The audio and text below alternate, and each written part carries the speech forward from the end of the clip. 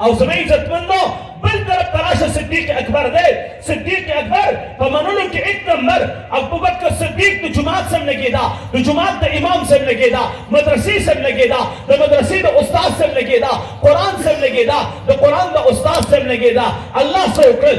ابوبکر مسلمان، پلار مسلمان، مور مسلمانه، ښځه مسلمانه، لور مسلمانه، زوی مسلمان، نوسۍ مسلمان. ابوبکر صحابي، پلار صحابي، مور صحابیه، لور صحابیه، ښځه صحابیه، زوی صحابي، نوسۍ صحابي. رب د ابوبکر په کور کې څلور پشته پورې صحابه کرام پیدا کړل.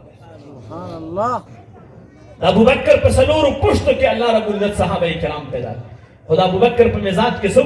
د ابوبکر په مزاج کې درې خبرې وې. څو خبرې وې؟ لږه توجه به غواړم، خپله خبره راغونډوم. ما درې خبرې د ابوبکر صدیق په مزاج کې وې. څو؟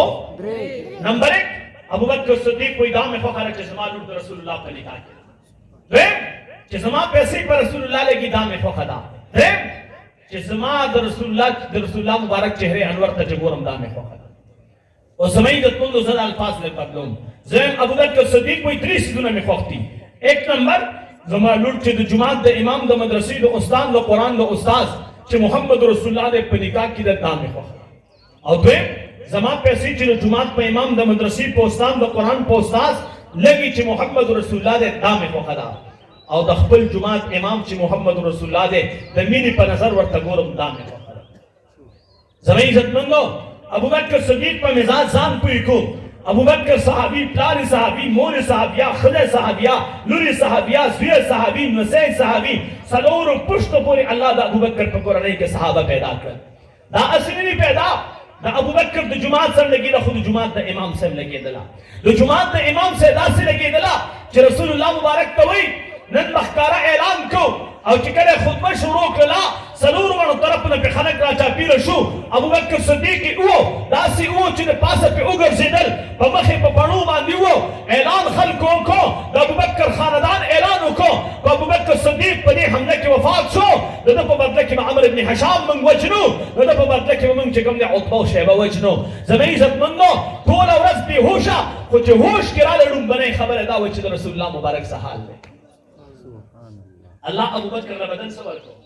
ابوبکر جماعت پرېښی، خو د جماعت د امام په محبت کې پرېښی دی. جماعت یې پرېښی خو د جماعت د امام په محبت کې پرېښی، د جماعت د امام د وجې نه دی پرېښی. زما جمله باندې غور کوئ. موږ جماعت پرېږدو که نه چې د جماعت د امام سره چې کوم دی تین تار وران شي کوم جماعت پرېږدو، چې د جماعت د امام سره بغض جماعت پرېږدو، چې د جماعت د امام سره نالګي جماعت پرېږدو، چې د جماعت د امام سره کینه وي نو جماعت پرېږدو. ابوبکر جماعت پرېښی خو د جماعت د امام د وجې نه پرېښی. څه؟ ابوبکر خلکو د مکې نه رسول الله ایستو، ابوبکر ورسره ووتل راځه چې ته وځې زه هم درسره ځم. ابوبکر مکه پرېښودله د مکې د امام په محبت کې، بیت الله یې پرېښودو د بیت الله د امام په محبت کې، خانه کعبه یې پرېښودله د خانه کعبې د امام په محبت کې. الله څه وکړل؟ ابوبکر مکه پرېښوده د مکې د امام په محبت کې، الله یې د مکې امام غېږې له راوستو. ابوبکر وایي درې څیزونه مې خوښ دي. یو دا چې د رسول الله مخ ته ګورم. نبی علیه الصلاة والسلام زما عزتمندو الله مقرر کړه ابوبکر دوه کاره تا کړي دي، لور دې م ورکړې ده، پیسې دې پې لګولې دي، دا درېیم دله زه پوره کوم. یو به ته یو به د یاري، په غار کې به دواړه یې او ستا په غېږ کې به سر ایښی ته د خپل محبوب دیدار کوه. الله د ابوبکر صدیق په غېږ کې رسول الله سر ایښی دی. غار ثور کې نبی علیه الصلاة والسلام تشریف فرما دی. رسول الله مبارک آرام کوي، د ابوبکر صدیق په غېږ کې سر ایښی دی.